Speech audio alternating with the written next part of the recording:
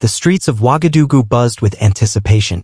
President Ibrahim Traoré, the youngest leader in Africa, was returning from a diplomatic trip that had taken him across West Africa. His convoy, a tight formation of armored vehicles, weaved through the capital with purpose.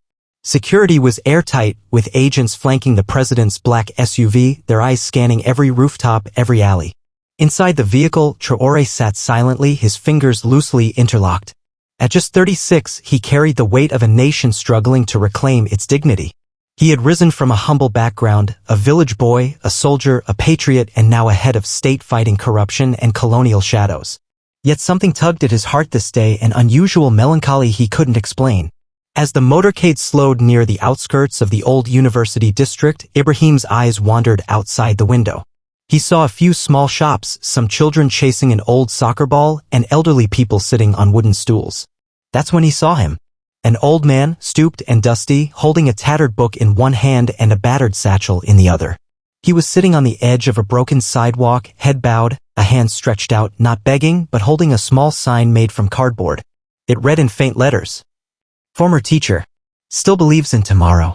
Traoré's heart skipped a beat. He leaned forward, squinting through the tinted glass. There was something familiar in that figure. The way the old man tilted his head, the shape of his nose, the worn-out tweed jacket he wore, brown with elbow patches.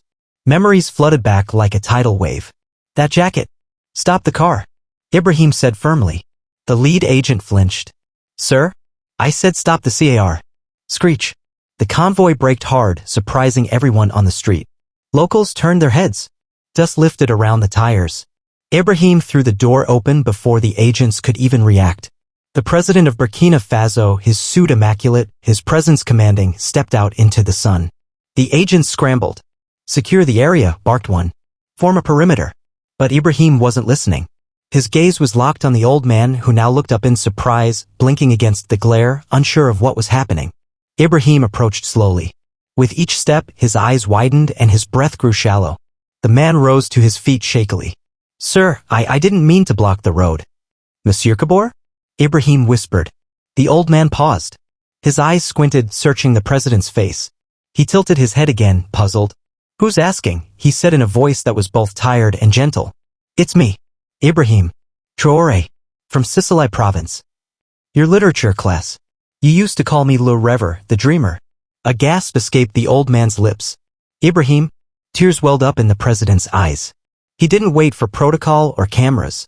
He stepped forward and embraced the man tightly. The street was silent. The crowd around them watched in awe. Drivers paused, vendors covered their mouths, and for a moment, time seemed to freeze. The leader of a nation was holding his old teacher, his inspiration, a man now abandoned by the very system he once served. "I never forgot you," Ibrahim whispered. "You changed my life." Kabore trembled in his arms, and for the first time in decades, he cried, not out of pain, but from recognition. The boy he once encouraged to read Camus, to dream beyond dust, had returned, not just as a man, but as a beacon of hope. As President Ibrahim Traoré stood in the middle of a dusty Ouagadougou street, still holding the frail body of his former teacher, the world around them disappeared. His security detail remained on high alert, forming a human barrier around the moment, but none dared interrupt. This was sacred. "Monsieur Kabore," Ibrahim whispered again, pulling back gently to look into the older man's face. "You used to say a book could be a passport." Kabore chuckled through his tears, wiping his face with the sleeve of his patched coat. "And you, my boy, were always eager to travel with it. You asked more questions than any student I ever taught. I said, this one, he's got fire. He'll go far. But I never imagined." He shook his head in disbelief, gesturing to Ibrahim's suit, the badge, the convoy, the watchful guards. "That you'd go this far." Ibrahim smiled gently. "Neither did I." The two men slowly made their way to a shaded bench near the sidewalk. Traoré motioned for his guards to stay back. The teacher and the student sat side by side, decades apart in age, yet closer than ever. "I thought you had moved to Ouagadougou," Ibrahim said softly. "Last I heard, you had retired." "I did. But retirement's expensive when your pension gets eaten by inflation," Kabore replied, looking down at his hands. "They cut the benefits years ago. I sold my house to pay for my wife's medicine. She passed last winter. Now this is all I have." Ibrahim's hands clenched. Anger simmered beneath the surface of his grief. He had spent years fighting corruption, chasing away foreign influences, bleeding his nation dry, but somehow, someway, the system still let his teacher, his hero, fall through the cracks. You once told us that being poor doesn't mean being powerless, Ibrahim said. But this is not how a man like you should live. Kabore looked up, eyes kind. My boy, power is not in money or comfort. It's in the lives we touch. And if I helped guide even one person to greatness, then I lived well. Ibrahim lowered his head, moved deeply. You guided a nation. Kabore tilted his head. How so? You didn't just teach me to read, Ibrahim said. You taught me to think. To fight with ideas. I was just a village boy with dusty shoes and a broken accent. But you treated me like I was already someone. Like I mattered. He took a breath, his voice thick with emotion. The day you handed me that copy of Things Fall Apart, you told me the world will try to write your story for you, Ibrahim. But never forget you have a pen too. I never forgot that. Kabore smiled, eyes glistening. And now you hold the pen of a nation. A small crowd had gathered in silence around the perimeter. Some were filming, others simply watching in reverence. A young girl clutched her mother's arm and whispered, Mama, who is that man with the president? Her mother replied, That's the man who taught the president to dream. Moments later, Ibrahim reached into his breast pocket and pulled out a small notebook, the same kind he had used in Kabore's class decades ago. He opened the worn pages and showed the faded ink of a boy's handwriting. Do you remember this? He asked. Kabore squinted. Is that your essay on what I want to be when I grow up? Ibrahim nodded. I wrote, I want to become someone who helps others like Monsieur Kabore. If I become a leader, I'll build schools and protect teachers. Because they protect the future. Kabore's lips trembled. You meant every word, didn't you? He asked. I still do, Ibrahim said. And I swear to you, I'm going to start with you. Within the hour, the entire capital was talking about it. Social media exploded with images of President Ibrahim Traoré kneeling on the sidewalk, embracing a ragged old man. Hashtags like hashtag Teacher of the Nation and hashtag Traoré Kabore trended across Africa. News anchors, both local and international, scrambled to identify the mysterious man who had brought the most powerful figure in Burkina Faso to tears. But inside the presidential SUV, where Ibrahim now insisted Monsieur Kabore ride beside him, there was no sense of spectacle. Just quiet, genuine conversation between two souls who once shared a chalkboard. You never told me, Ibrahim said, his voice low, that you wrote poetry. Kabore smiled faintly. We all have secret gardens. I planted words in mine. He pulled out a yellowed page from his satchel, gently unfolding it. The creases looked permanent, like the memory it carried. He handed it to Ibrahim. The president read aloud. To teach is not to lecture, but to light a fire. A flicker in a mind that dares dream higher. If tomorrow stands strong, if freedom has worth. It began with a teacher somewhere on earth. Ibrahim folded the poem carefully and tucked it into his inner coat pocket. This belongs in our national archives. But only after I read it to Parliament. Kabore chuckled. They still fall asleep during speeches? Worse, Ibrahim said with a grin. Now they live to eat their naps. The SUV made its way through the presidential gates. Kabore looked out the window, marveling at the change. You brought me to the palace? I'm not letting you spend another night on the street, Ibrahim said firmly. This is your home now if you want it. Before Kabore could respond, the vehicle pulled to a gentle stop near the presidential garden. A nurse, already briefed, waited patiently. A private room had been arranged, and Ibrahim's chief of staff stood at attention, ready to carry out the president's next orders. Get the Ministry of Education on the line, Ibrahim said. Today. Right away, sir. Kabore turned toward him, eyes wide. What are you planning? Something overdue, Ibrahim said. A teacher shaped me. I want every child in Burkina Faso to know who you are. Not just the president's teacher, but the teacher of a generation. Kabore waved his hand gently. Ibrahim, that's not necessary. Yes, Ibrahim replied, placing a hand on his mentor's shoulder. It is. You once said nations are built on blackboards, not battlefields. Well, it's time we honored the blackboards and the people behind them. That evening, under the fading hues of an orange sky, Ibrahim stood before the press. The story had already reached international ears and global news stations had picked up the footage. Americans watched the clip with fascination, many drawing comparisons to their own childhood mentors, wondering what had happened to their favorite teachers who vanished into quiet retirement or poverty. Standing at the podium, President Ibrahim Traoré began with a quiver in his voice. Today, I reunited with a man who changed my life. A man who gave everything to his country but received far too little in return. I'm here to say, that ends now. He paused, eyes scanning the crowd. We're launching the Kabore Initiative, a nationwide program to provide pensions, housing, and healthcare to retired teachers. Every educator who gave their life to this nation will be remembered, respected, and restored. Journalists erupted with questions, but Ibrahim raised his hand. Before we talk policies, let me tell you what matters. The first lesson I ever truly learned was not in a textbook. It was in a dusty classroom where a man named Kabore taught a village boy that he could change the world. He stepped back from the mic, his voice catching. And because of him, I did. The silence that followed was more powerful than any applause. By the next morning, the story had leapt across continents. CNN, BBC, and even Good Morning America ran segments with titles like The President and the Pauper Teacher and When a President Wept. Anchors shed tears on live TV. American schools began sharing the story with students.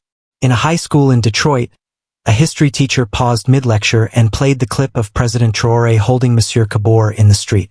The class was silent, eyes fixed. That, the teacher said, is what real leadership looks like. In Los Angeles, a retired teacher named Linda Carson sat with her morning coffee, watching the report. Her phone buzzed with texts from former students she hadn't heard from in years. You mattered, Miss Carson. Just like Kabore. Thank you for believing in me. You taught me to think. I never said thanks. I am now. Tears fell onto her lap. Back in Burkina Faso, the Kabore Initiative was more than just a policy. It was a movement. A viral hashtag #MyKabore, began trending globally. People across the United States, from nurses in Kansas to bus drivers in Atlanta, shared photos and tributes to teachers who had changed their lives. In Washington, D.C., Congresswoman Jasmine Cole referenced Traoré in a powerful floor speech. If a West African president can stop everything to honor a teacher, what excuse do we have? Ibrahim Traoré, meanwhile, stayed focused. True to his word, he visited schools across the country, often unannounced. He sat in classrooms, read stories to children, and ended every visit with a simple message. Honor your teachers. They are the architects of your future. But perhaps the most touching moment came just 1 week later, when Ibrahim returned to the village where it all began. A dusty cluster of huts, a humble schoolhouse made of clay and thatch, and a new sign that read, École Publique Kabore, where futures begin. There, under the shade of an ancient baobab tree, Ibrahim led a small ceremony. Kabore sat beside him, freshly shaved, clothed in regal traditional wear, his back straighter than it had been in years. His eyes scanned the crowd of young children, teachers, and villagers who had come to see the legend in person. I remember sitting here, where those little ones sit now, Ibrahim said into the mic. Back then, my dreams were too big for my voice, but this man gave me the words. He taught me not just math or grammar, but courage. Kabore rose slowly, gently taking the mic. I didn't teach courage, he said. I only saw it in you and gave it a name. He looked out across the young faces. Children, he said, don't ever underestimate the power of your mind. Read, ask questions, and remember, the most powerful people in the world are not those with armies, but those with ideas. As the ceremony ended, Ibrahim placed a medallion around Kabore's neck, Burkina Faso's highest civilian honor. A brass plaque behind them read, In honor of Monsieur Kabore, who taught a boy to lead and a nation to love. 3 months had passed since the world witnessed that powerful sidewalk reunion. Monsieur Kabore had settled into a new life inside the presidential residence, not as a guest, but as family. Every morning, he sat in the palace library, sipping mint tea, writing poems, and reading letters from across the globe. From school children in Chicago to teachers in rural India, thousands wrote to say thank you. And Kabore, with his weathered hands and kind eyes, responded to each one with grace. I may not have traveled the world, he said, chuckling to Ibrahim one morning, but now the world has come to me. But even as he settled into peace, time was catching up with him. One chilly evening, as the wind rustled through the palace garden, Kabore sat outside in his favorite chair beneath the stars. He held a worn copy of Les Miserables, his favorite book. Ibrahim found him there, blanket across his lap, smiling. You always loved this spot, the president said. It reminds me that even the smallest lights shine brightest in the dark, Kabore replied. There was a long pause. Ibrahim, he said softly, promise me something. Anything. When I'm gone, don't let them turn this moment into a statue. Turn it into a movement. Ibrahim nodded, emotion welling in his eyes. I promise. That night, Kabore passed peacefully in his sleep. The next morning, the nation mourned. Flags flew at half-mast. Radio stations played his favorite music. The streets of Ouagadougou were filled with students, teachers, and parents lighting candles, holding signs that read, Merci, Monsieur Kabore. In the United States, the news spread just as fast. The New York Times headline read, He never ran for office. He never wore a crown. But a teacher just moved the world. Barack Obama tweeted, True power lies in education. The story of President Traoré and Monsieur Kabore is a reminder of who really shapes our future. In Memphis, Tennessee, a fifth-grade class wrote a song titled Teach Me to Dream and sent a video of it to the Burkina Faso embassy. The children held up photos of their favorite teachers with a simple sign in front. #IamKabore. Back in Burkina Faso, Ibrahim kept his promise. He didn't just rename schools or sign bills. He launched an international foundation, the Kabore Legacy Fund, dedicated to building schools, training teachers, and honoring educators across the developing world.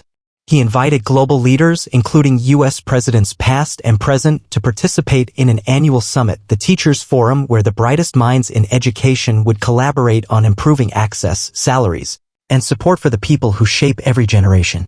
During the first forum, Ibrahim took the stage. He wasn't in a suit. He wore simple, traditional cotton, exactly what Kabore used to wear when teaching. He looked out at the crowd of educators, policymakers, and young dreamers from across the world and said, This story doesn't belong to Burkina Faso. It belongs to humanity. Somewhere right now, a child is raising their hand. A teacher is answering.